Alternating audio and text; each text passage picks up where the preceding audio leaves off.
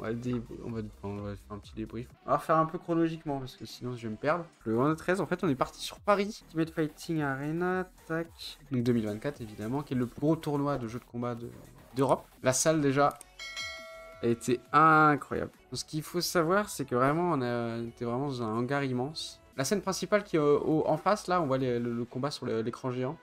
Avec des rangées de chaises et tout ça, c'était vraiment incroyable. On avait vraiment énormément de place. J'ai zoomé pour voir MV, mais on a vraiment la salle comme ça. Donc ça, c'était la scène principale.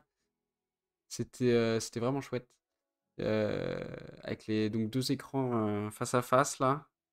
Et donc, du coup, les gradins devant. Il y avait un côté, du coup, streamer anglophone juste ici, et un côté streamer français avec Mister MV. Le Mister MV qui est juste là. Incroyable. Qui a fait des commentaires de qualité. Là, c'est la vue de l'entrée. Là. Donc, là, la scène que j'ai montrée juste avant, elle était vraiment tout au fond. Là. Et du coup, on avait plusieurs jeux qui étaient à droite et à gauche. Et il y avait les affiches du coup des vainqueurs des années précédentes en haut. Là, c'était vraiment très très stylé.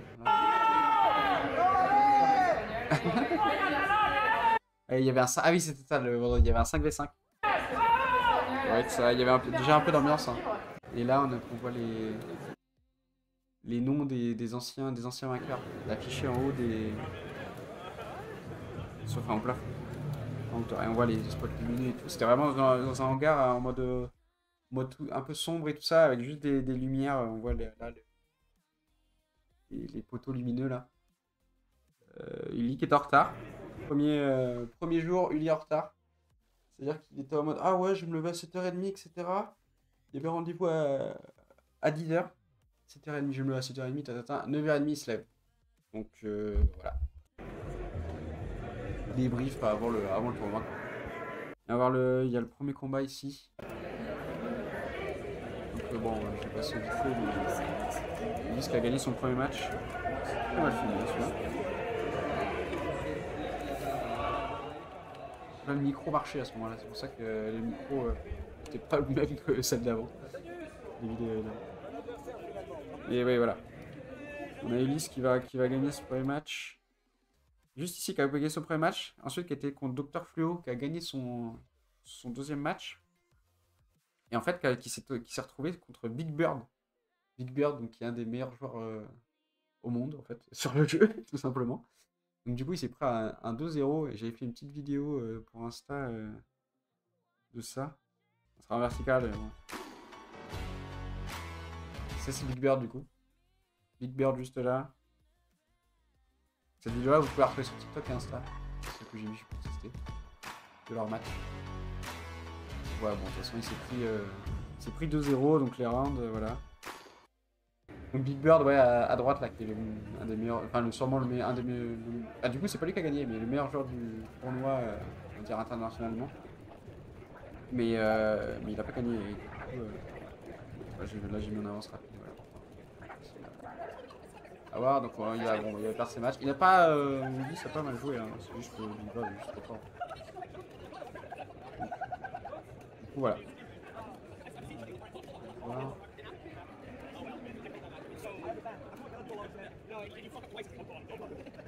Il se fait rallumer la tronche. Il pas pris. Il me semble qu'il s'est pris qu'un seul perfect, c'est sûrement celui-là. Dans ses rounds. Perfect. Ouais, c'est celui-là.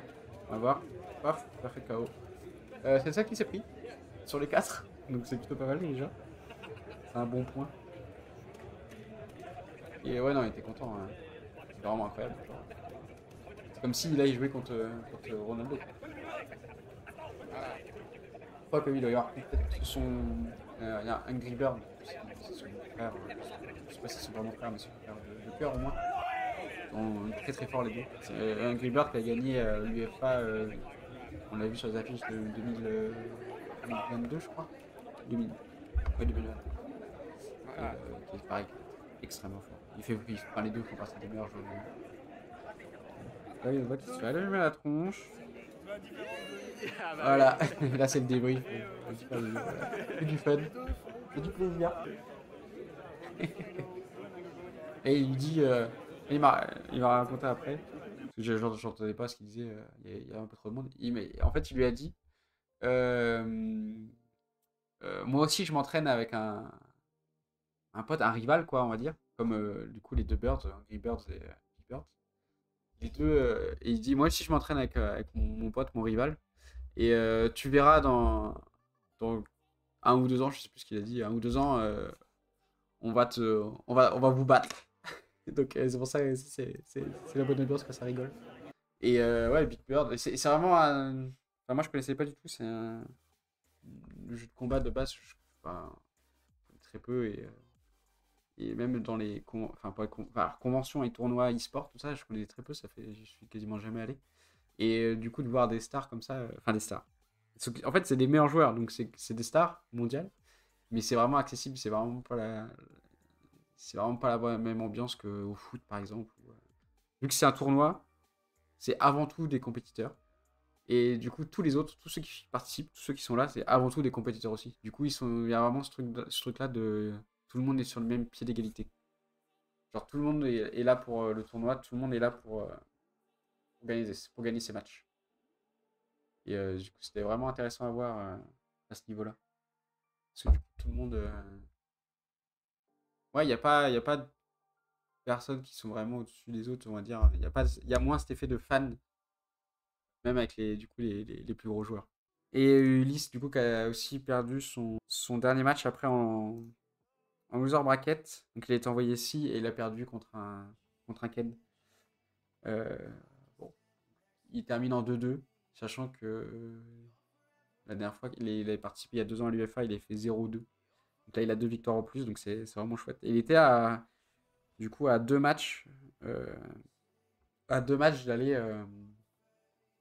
d'aller dans le top 96 en fait. Et ça, c'est du coup qui revenait le lendemain, le dimanche, pour terminer le tournoi. Bon, ça s'est pas fait, ce sera pour plus tard sûrement. Mais voilà. Mais du coup, malgré ça, le tournoi est pas fini. Parce qu'en fait, il y a eu aussi des matchs intéressants après. Notamment Chunk, qui était sur scène, qui a joué en fait contre Human Bomb. C'est pas le meilleur joueur du monde, c'est pas. Il fait partie dans le top tier des joueurs, mais le bas du top tier, on va dire. Voilà. Et en fait, du coup, il était sur la scène principale. C'était vraiment incroyable. Chunk qui commence à lui prendre des rounds. Mais ça, tester la scène comme ça. Là, enfin, heureusement, on va dire, il n'y avait pas énormément de monde, mais c'est vraiment sur la grande scène avec les spots et tout. T'as des lumières partout, t'as la caméra. Et du coup, c'est vraiment impressionnant, quoi. Ça doit vraiment être impressionnant de jouer là-dessus. Et ça, je joue pas à grand chose. En fait, c'est un peu le débrief après. Et il m'a mis enfin, 2-1, 2-1. C'est pas une victoire, c'est pas 2-0, 2-0, quoi. C'est pas ultra écrasant. Même si, évidemment, l'autre, visiblement, était meilleur. Mais voilà, c'était vraiment un beau match. Yep. Et après, on a un dernier match intéressant. C'est Jérémy Ray, donc pareil du dojo d'Ulysse et Chuck, du coup, qui a joué contre Daigo, qui est ici à droite, qui est le premier joueur e-sport au monde, je crois. C'est ça qu'il disait, ce qu'il me disait Ulysse. Enfin voilà, c'est vraiment une légende du jeu. Et du coup, il y a Jérémy Ray qui a joué contre lui en phase de poule. Et Daigo, c'était très rigolo parce c'est pas qu'il n'avait rien à faire, mais il était vraiment dans son monde et tout. Et détente, lui. Genre, tu sentais qu'il sent qu'il a déjà gagné, il a déjà gagné plein de trucs et il s'en fiche, quoi, de perdre, quoi. C'est assez impressionnant. Ah oui, il y avait en dehors de l'UEFA, du coup, ça, c'était la salle avec les tournois, etc. Il y avait Decathlon qui sponsorisait comment, le tournoi, et du coup, il y avait des activités Decathlon dehors qui étaient installées, dont la boxe. Et donc, on a Ulysse et Chunk qui ont fait un match de boxe tous les deux en détente, évidemment, hein, il n'y avait rien en friendly. Et du coup, c'était assez rigolo. Bon, Ulysse qui a déjà fait de la boxe, hein, donc on voit qu'il est un peu plus à l'aise. Il y avait un stand. Et le soir, il y a du coup Samuel Etienne et Shones qui ont fait un stream dans le stand. Du coup, on pouvait les voir, on a pu voir leur stream en direct. C'est plutôt cool. Donc ça, c'était pour l'UFA. Et en fait, après, donc ça, c'était le dimanche. Et le dimanche soir, on était chez une pote dormir quelques heures. Et en fait, le lundi matin, On a pris l'avion pour aller en Grèce. Parce que du coup, en Grèce, il y avait un autre tournoi qui est de Clash of the Olympians, qui était donc qui est le plus gros tournoi de Grèce, tout simplement. Du coup, on y allait lundi, dès le lundi pour le tournoi qui était le samedi-dimanche pour pouvoir visiter. Moi, c'est la première fois que j'allais en Grèce. Et, Ulysse aussi, il me semble. Et donc on était à Athènes, c'est le tournoi, on n'a pas bougé, on a choisi de rester là-bas pour pouvoir visiter vraiment la ville, etc. Et il y a des trucs assez intéressants sur sur la ville, c'est que bah, la crise, elle se voit quoi. En fait, il y a un truc un peu chelou, enfin assez marquant en fait. C'est que quand on arrive dans des rues, il y a des rues très bien, et tout, avec des immeubles, des commerces en bas. En fait, on prend un croisement, on va dans la rue adjacente ou la rue d'après. Et là, en fait, c'est vraiment tout délabré. Il y a des rats, il y a des poubelles partout, etc. Et en fait, il y a vraiment ce truc-là à Athènes, ou enfin au moins dans la partie du coup, au nord de l'acropole, ou enfin autour de l'acropole. C'est-à-dire qu'il y a un centre-ville historique, l'acropole et un petit peu autour, un petit centre-ville de gens, enfin, de touristes, etc. Et après, c'est d'une rue à l'autre, c'est soit bien, soit pas bien. C'est vraiment d'une rue à l'autre, on a des bâtiments qui sont complètement abandonnés, vides, plus de fenêtres, plus rien. C'est vraiment des ossatures, quoi, des bâtiments sans rien dedans. Et juste à côté, des rues avec des hôtels, 3, 4 étoiles. Et du coup, il y a des contrastes comme ça. En fait, on sent que la crise a tapé sur tout le monde, on va dire, et sans distinction, quoi. Genre, tout le monde a pris un peu plus ou moins. Et que du coup, des gens qui potentiellement avaient des hôtels, bah, maintenant, ça se passe bien. Et d'autres qui avaient des appartements ou un autre hôtel, genre une rue plus loin, et ça se passe pas bien. Et du coup, le bâtiment est complètement délabré, quoi. C'est assez impressionnant à ce niveau-là. Mais à côté de ça, on a du coup beaucoup de ruines de bâtiments. Donc pour les architectes, ceux qui aiment l'histoire et l'architecture, c'est vraiment, vraiment très intéressant. Tout est encadré, on va dire. Enfin, genre tout est sous barrière, évidemment pour pas que ce soit délabré non plus. Ce qui fait que du coup, on a un peu moins ce sentiment de musée à ciel ouvert comme on peut avoir à Rome. À Rome, tu te balades, tu as des monuments qui sont là comme ça, un peu aléatoirement, on va dire, dans la ville. À Athènes, il y a ça, mais du coup, vu que tout est entouré de barrières, bah, en fait, dans tous les cas, tu peux pas les visiter comme ça librement. Tu as des entrées à voir, etc. Donc, c'est vraiment beau. Mais du coup, résumé, un petit résumé comme ça, c'est que Athènes, faut y aller, c'est vraiment chouette en vrai. Mais il faut pas y aller pour visiter la Grèce. Alors, Athènes, c'est pas vraiment la Grèce. C'est un peu comme quand on dit en France, Paris c'est pas la France, bah là, ça fonctionne un peu pareil. Du coup, Athènes, c'est immense. Alors tout ça, si on prend vraiment la métropole d'Athènes, c'est tout ça là. Donc en fait, à Athènes, on a le Pirée qui est réputé, le port du Pirée, et le centre-ville qui est ici. Et donc du coup, la partie où je disais, c'était vraiment mi-délabré, mi-bien, c'est vraiment toute cette zone-là, là. Toute autour de l'acropole en fait. On a vraiment une première zone avec l'acropole ici, une deuxième avec des plutôt quand même très touristiques, etc. Et tout ça, là, c'est mi-bien, mi-pas bien. Ça dépend des rues, ça dépend des endroits où aussi on a vraiment des... Ici, c'est un peu mieux, genre. Mais toute cette partie-là, surtout là, c'est là où on était, nous. C'est d'une rue à l'autre, face à des rues délabrées, et avec un petit bar, un petit café qui est un peu lounge et tout ça, genre très bien, tout cosy, etc. Genre c'est vraiment rigolo.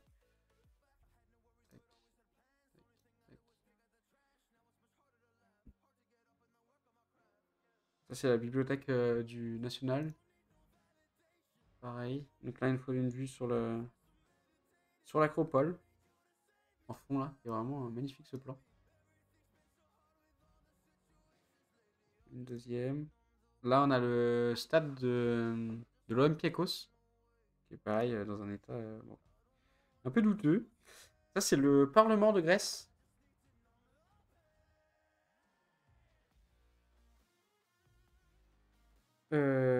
Ça, c'est une partie de la bibliothèque aussi, je suis en train de chercher. Ah oui, non, du coup, d'ailleurs, le premier, c'était pas le. Ah, si. Ah non, c'est un musée, ça, pardon. Le premier, c'est un musée. C'est le musée de l'archéologie, il me semble. Et ça, c'est la bibliothèque. Là, c'est la bibliothèque nationale. Donc voilà, évidemment, la Grèce est marquée par les colonnes, etc. Et donc là, le néoclassique est aussi très très marqué. Donc ça, c'est quelque chose qui a été construit après, hein, après l'Antiquité. C'est pour ça que c'est plutôt la Renaissance. Hein, c'est pour ça que c'est en très bon état. Euh, Parce qu'on s'est inspiré, en fait, on a réinterprété et réinspiré l'architecture antique. Encore plus en Grèce, voilà. Ça, c'est la bibliothèque aussi. Bibliothèque, la bibliothèque. Et ça, c'est le Parlement, voilà. Là, on a le Parlement de Grèce avec la tombe du soldat inconnu juste devant. Ça, c'est le Zépion. C'est un bâtiment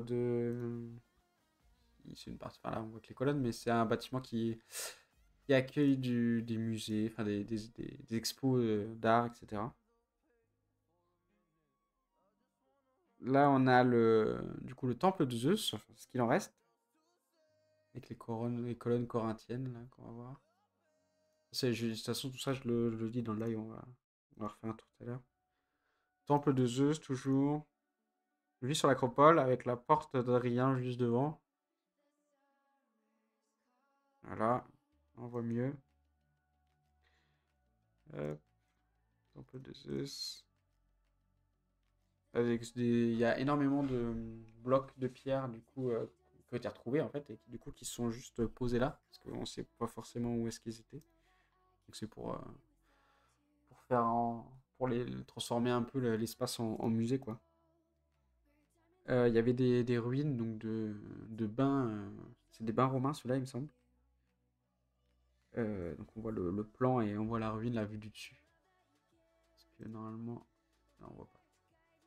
Mais enfin, voilà, en fait, de là où on est, on voit pas très très bien. Mais là, du coup, il y a des petits plans. C'est pour ça que j'ai pris en photo.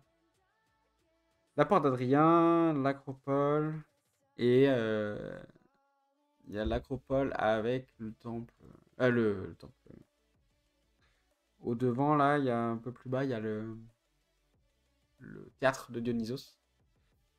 Euh, et juste à côté, il y a le théâtre romain qui a été construit bien après. Et, et voilà, donc on le voit juste ici. Il y avait quelqu'un qui était en train d'accorder son piano. C'est rigolo. Voilà, ça c'est une vue du coup en descendant de l'acropole sur le temple d'Héphaïstos, juste ici. Donc, des plus beaux éléments, je pense, de la ville. Ça, c'est une partie qui est pareil archéologique, donc à l'air libre, et quand ils ont transformé ce bâtiment-là en musée pour la partie qui est devant, donc il y a notamment l'agora, il y a des choses comme ça qui sont devant. Et il pleuvait, on a mangé quasiment tous les soirs des souvlaki. Souvlaki, du coup, c'est des brochettes. Ici, c'était au port. C'est le meilleur plat du monde. Genre là où on a mangé, en plus, c'était vraiment trop trop bon. Et après, il y a le tournoi, du coup. Le tournoi, je pense on reviendra après dessus. De toute façon, il n'y a pas beaucoup de photos, donc ouais. On reviendra après dessus. On va refaire un petit débrief. Il y avait un truc aussi, vraiment, euh, là où on a été, c'était plutôt drôle. Hop, on va traverser, on va retourner en Grèce. Il y a un truc où on a mangé, là où on a mangé souvlaki, c'était incroyable. Omnia, l'arrêt Omnia, il est là. Donc Zapio, voilà, ça c'est le... Le Zapéion, c'est le... Là où il y avait les... Je disais les galeries d'art, quoi. Enfin, le... Ça, c'est des photos... Hop, voilà. Où il y a des expos d'art, etc. Et juste à côté, donc, on a le temple de Zeus, l'acropole qui est juste ici, avec au pied le temple de le théâtre de Dionysos et le théâtre romain. Et un peu plus loin ici, on a le temple d'Héphaïstos. Voilà. Et on a les deux agoras, on a... Donc ça, c'est amusé. On a l'agora romain qui est ici, et l'agora grec qui est dans les ruines ici. On voit pas très bien, mais... Voilà, là on voit bien, on voit un peu l'image. Le temple et l'agora qui est devant. C'est beau ça, hein. C'est vraiment chouette ce qu'ils ont fait.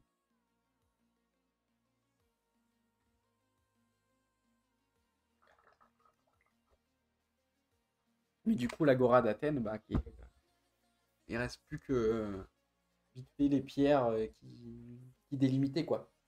Ça, c'est plus on devine des chemins, etc., que vraiment des bouts de construction, comme on peut. L'Acropole, il y a un peu plus ça quand même avec le Parthénon. Ou là, le temple d'Héphaïstos, quoi, mais qui tient. Le temple d'Héphaïstos qui est très très bien conservé pour le coup. Mais voilà. Ensuite, place Monastéraki. Ça, c'était là. Le bar où on allait, c'était ça, non? Ouais. Nous, on allait au bar ici pour les souvlaki. Juste là. Ah bon, moi, c'est fermé. Mais Beer Time. C'est un bar à bière. Et ils font les meilleurs souvlaki. Genre vraiment la brochette trop trop bonne. C'était une maman grecque. Enfin, une maman grecque quoi, qui faisait la cuisine dans ce bar-là. C'était vraiment trop trop bon.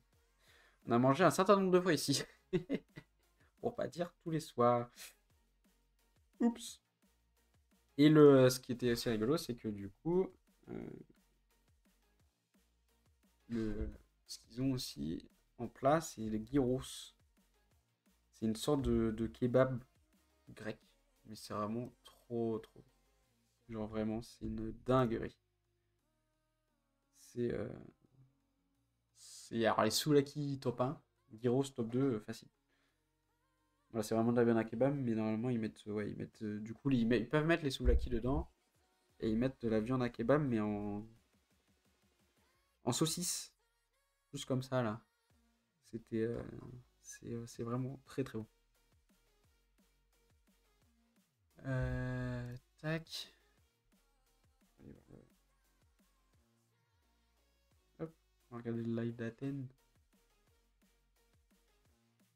Le théâtre de Dionysos, parce que du coup on l'a vu en montant, le théâtre de Dionysos qui est juste sur le flanc en fait. On va pas le voir d'ici, je crois. On va pas le voir.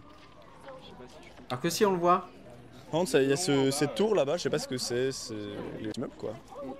On est sur des immeubles dans des états. Là on voit le temple de Zeus.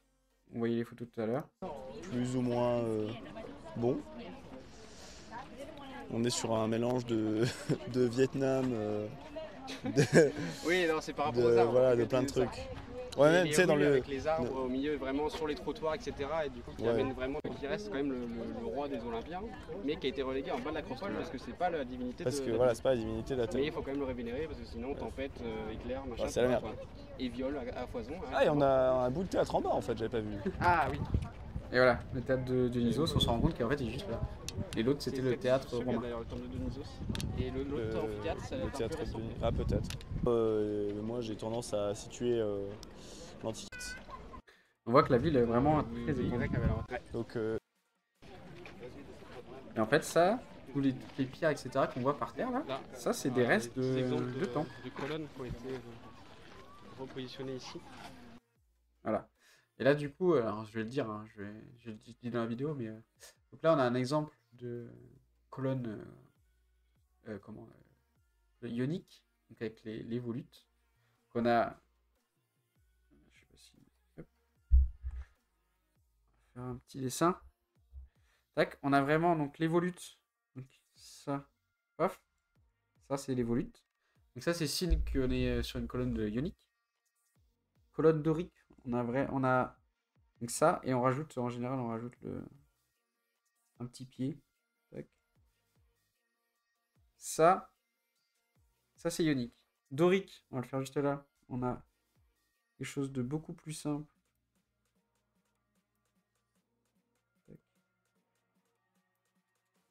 Quelque chose comme ça, forme de base très simple. Et le socle, on n'en a pas. On a vraiment les marches après, tac, qui sont comme ça. Et le dernier, c'est corinthien. Donc on a vraiment le haut de la colonne qui va être genre là. Et on a vraiment en fait des sortes de fleurs qui vont venir. Hop. Tac. Tac. Tac. Tac. Qui vont venir habiller en fait habiller le chapiteau de la colonne. Et c'est comme ça qu'on différencie du coup les trois. C'est vraiment c'est plus le chapiteau. Et à part la dorique, on a le socle aussi qui diffère. Voilà, petit rappel. Je le dis dedans de toute façon, mais. Hop. Là, on a un bel exemple de colonne qui normalement juste derrière. Bon, beaucoup moins des. Mais là-bas, ils sont. Attends, il y a une plaque. Donc là, ma belle gueule. Merci de ne pas vous suicider. Ça serait que. Voilà. Pas beaucoup de selon moi. Mais c'est là. On est là, quoi. Le dieu Pan, le dieu de la nature, Pan. Au niveau du Parthénon, là. Et voilà. Alors le Parthénon. Bam. Le Parthénon. Bam, le Parthénon. Genre vraiment, c'est immense. C'est incroyable comme bâtiment. Et on va terminer vite fait. C'est pas mal.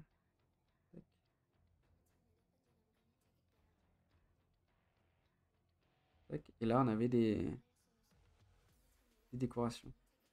Et le Parthénon, du coup, ce que je raconte un peu dans la vidéo, il me semble, c'est vraiment, on a...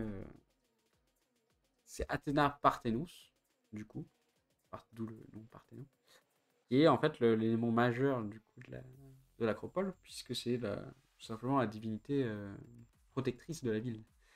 Et du coup, on se retrouve avec et là, du coup, des restes du rectangle par la moitié, etc. Ça forme le. Hop, ça je vais pouvoir le dessiner. Je sais plus ce que je disais. Oui, et il nous reste seulement, du coup, on va dire le tour, parce que du coup, la toiture, ce que je raconte en live, c'est que la toiture était en bois et en tuiles, et du coup, n'a pas tenu avec le temps, ou avec potentiellement ça a brûlé, etc.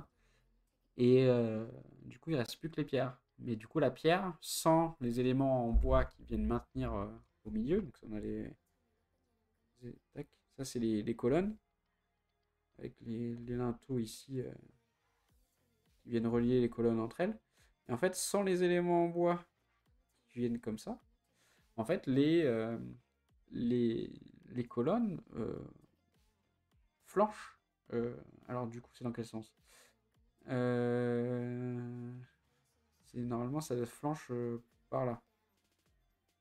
Tac. Et c'est le linteau, du coup, qui vient tac, reprendre cette force-là. Et du coup, sans, les colonnes tombent, en fait, tout simplement. Et avec le temps, encore plus, évidemment. Et au niveau des proportions, c'est vraiment... On a des choses comme ça. On a des choses... Moi, avec du coup, avec le sommet, normalement, on a des choses comme ça. Tac. Et après, on a des choses comme ça, avec le milieu. Et en fait, si on regarde bien les proportions, en fait, on a du coup le nombre d'or. Donc le nombre d'or, c'était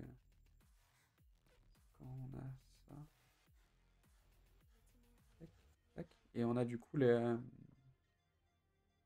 là d'ailleurs. Et on a cette volute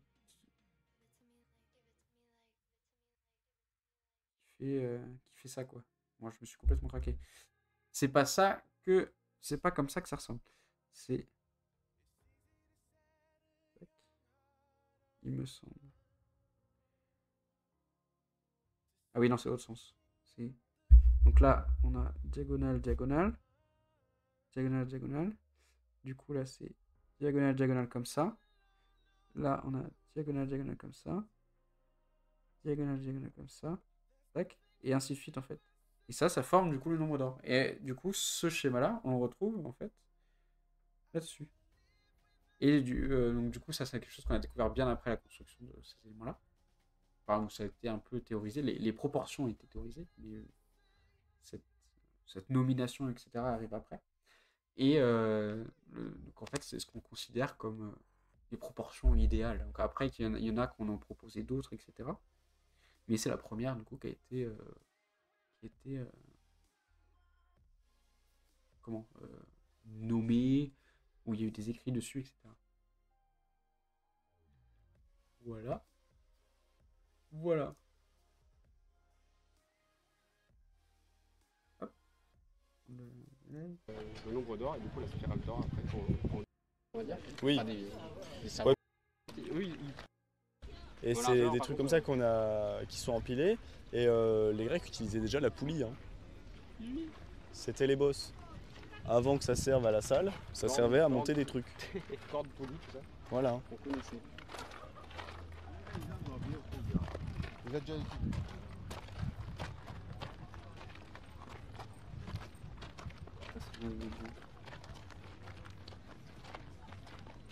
Très mal écrit parce que le clavier derrière.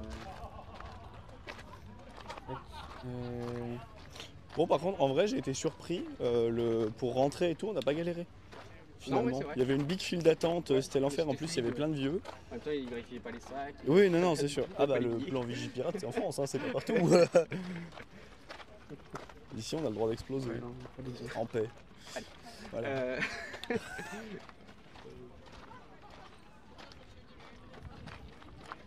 Alors, c'est vrai que la frise, il y a différentes choses de ce côté-là, ouais. Mais c'était pas le Parthénon, Mais il y avait bon, une frise giga c'est craquée. vraiment Si, mais du coup avec la peinture. C'est pareil, là, du coup, ce qu'on a, Oui. ce qui nous reste, c'est les gravures. Oui, c'était C'est ce peint qui reste aussi. après. Hein. Mais tous les bâtiments grecs n'étaient pas blancs comme ça, n'étaient pas blancs, tout était peint. Et on va voir du coup avec ce bâtiment-là, avec les Théions, là, c'est en fait on a qui est construit bien après, et qui est bien après le Parthénon, je veux dire, et qui est un ensemble de temples en fait. C'est pas un seul temple dédié à une personne, enfin un dieu, c'est vraiment un ensemble de temples. Et en fait on voit qu'ici on a des colonnes qui sont faites de statues. C'est des statues qui servent de colonnes. Voilà. Ouais. Et du coup, j'avais Des pris petites comme images avec exemple. le plan sur le truc. Sur la plaque. Cette façade aussi. On le plan avec cette On façade. avait. Du coup, ce que je racontais, Ça c'est n'aurait ça. pas juste aux couleurs qu'il y avait avant, mais Les rectilions, et on à voit l'origine, ils ressemblaient. les différences de style qui existaient quoi. Vraiment les statues juste ici, après un autre bâtiment et un autre qui a été construit après, donc on voit bien la différence Plutôt quelque chose comme ça. c'est vraiment les dignités différentes auxquelles c'est dédié quoi. C'est-à-dire que chaque élément, chaque partie. Et Taillant qui ressemblait plutôt à ça, en principe. Avec vraiment, c'était peint, etc. Tout était peint. Et c'était vraiment beaucoup plus coloré que ce qu'on a actuellement, en fait. Ça, c'est des choses qu'on ne se rend pas compte. Et c'est pour ça que, du coup, il y a à la Renaissance, beaucoup de sculpteurs qui prenaient exemple sur les sculptures grecques, notamment. Et qui pensaient, en fait, que c'était que du marbre blanc, etc. Parce que, évidemment, ils n'avaient pas eu l'analyse qu'on a aujourd'hui, du coup ils se rendaient pas compte que tout était peint. Sinon ils auraient repris les sculptures peut-être en les peignant en fait, tout simplement. C'est pour ça que les statues serpent Vénus de Milo, etc., sont en marbre blanc. Le temple était déjà de différent. À l'époque, ils pensaient que Chaque les élément Grecs du bâtiment était c'était une différent. inspiration de ce élément-là. Ça les induit en erreur. Ah. Ma tête. Donc a été fait, on le voit un petit peu comme un Ouais. joint. Ouais. Et mais ça permet voilà, de... Ça, on voit même sur les colonnes, il y a certaines pierres qui sont beaucoup plus récentes, hein, elles sont blanches. Injectées de... mieux Injecté avec un peu de voilà, ciment sinon, en fait, pour les sinon c'est solidifier. travailler avec des petites pierres qu'il y a un peu partout là. Ouais. Mais pour les retrouver au bon endroit, bah, c'est quasiment impossible. C'est vraiment un puzzle. Bah ça prend du temps quoi. Et disons que c'est... En gros, l'aspect défensif, on va dire, Oui. la vie.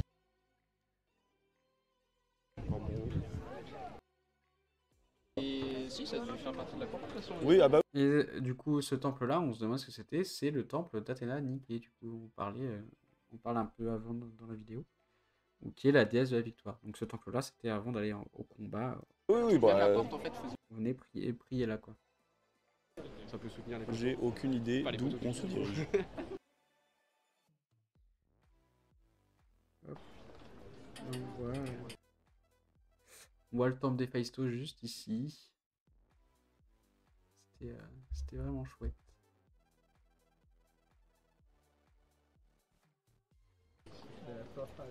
Hop, avec l'agora devant là. Plus tard dans la semaine. Temple d'Héphaïstos, agora devant. Vraiment une vue panoramique sur toute la ville, quoi. C'est vraiment, Sinon, c'est juste vraiment après, ça magnifique. agrandit avec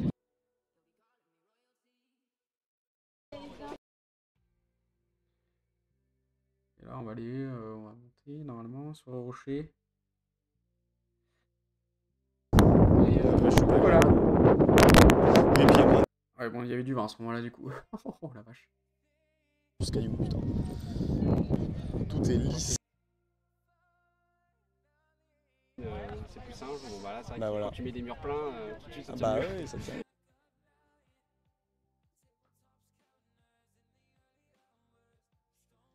C'est drôle, c'est le mec qui chantait Metallica hier. Hein, Oui. C'est totalement pompé au grec. Hein. Voilà, là c'est l'agora. Après, si tu l'agora vois un truc et romain. enfin, si tu t'inspires et que c'est bien, bon, Ah bah oui. c'est ok, tu vois. Genre si personne Bon, je l'ai pas si vite fait, hein, parce que là, bon. peut aller manger et être heureux, mais à la place on va manger et être triste. Voilà. Et du coup, après ça, on avait. Donc on a visité, etc. On a bu du raki. Beaucoup de raki. C'était l'alcool local. C'est-à-dire, c'est des trucs très drôles, c'est que après les repas, etc., ils servent des shots, un peu comme en Italie, etc. Sauf que là-bas, c'est pas du limoncello, un truc un peu sucré, c'est du raki. Et le raki, ça tabasse la tronche. Et donc, du coup, c'était un peu rigolo. Tous les soirs, on allait du coup au bar et on attendait un peu le raki après. Et du coup, fin de semaine, on avait. Non, c'est pas bon. Hop, comme ça. Fin de semaine, on avait le tournoi. Je les chope, c'est que je suis émotif. Faut que j'arrête de... Là, j'ai pas tout filmé, mais. Enfin, j'ai pas tout filmé. Si, j'ai tout filmé, mais j'ai pas tout remontré. Mais. Les bouquets qu'on a. Il y a des persos, genre, même pas. Où je vais montrer un peu. Et donc, du coup, on avait le tournoi Clash of the Olympians. Il y a Sensoris qui va. Hop, voilà.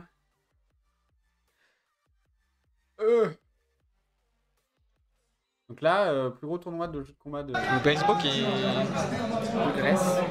qui parle français, on a discuté avec lui tout à En était Kulik et était un peu déçu parce qu'il pouvait aller dans le club. Et il a perdu justement pas forcément parce qu'il jouait mal. l'heure. Contre un gars qui est en train de jouer contre Sensorix. Ça va. Le seeding était un peu compliqué quoi. Le seeding selon l'arbre, enfin quel côté de l'arbre tu es. Encore lui, ouais. Quel côté de l'arbre tu es quoi.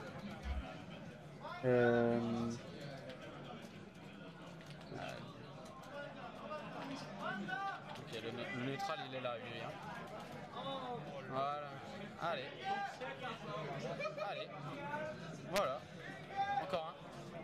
Ok. Normal. Oh là là. Bien joué. Voilà, voilà, allez.